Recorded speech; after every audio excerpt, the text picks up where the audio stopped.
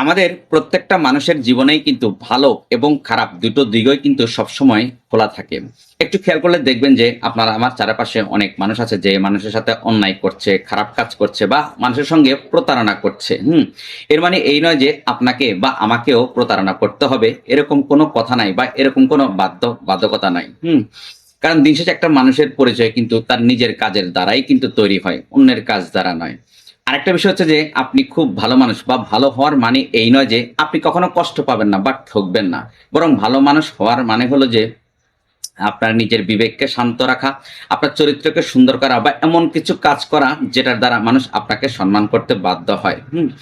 আর যারা খারাপ কাজ করছে বা মানুষের সঙ্গে প্রতারণা করছে, দিন শেষে তারা নিজেকে খুব লাভবান মনে করতে পারে বা তারা সাময়িক লাভবান হলেও সেটা কিন্তু কখনো তাদেরকে স্থায়ী শান্তি এনে দিতে পারে না। সুতরাং মনে রাখবেন, অন্ধকার যতই গভীর হোক না কেন, অল্প কিছু আলো বা সামান্য একটু আলো কিন্তু তার নিজের পরিচয় হারায় না। ঠিক তেমনি পৃথিবীতে খারাপ মানুষের সংখ্যা বাড়লেও ভালো মানুষের দাম কখনো কমে যায় না। তাই জীবনে যেই কোনো সিদ্ধান্ত নেওয়ার আগে বা যেই কোনো কাজ করার আগে একবার নিজে নিজে ভাববেন যে আপনি আজকে যেই কাজটা করছেন সেই বিষয়টা নিয়ে আপনি কি আগামীকালকে গর্ব করতে পারবেন। সুতরাং সর্বশেষ কথা হচ্ছে যে মানুষের জীবনে আসলে মানুষ আপনার অর্থ, ক্ষমতা বা আপনার অভিনয় কিছুই কিন্তু দিন শেষে মনে রাখবে না। মানুষ মনে রাখবে আপনার ব্যবহার, আপনার আন্তরিকতা এবং আপনার সততা এবং আপনার মানবিকতাকে।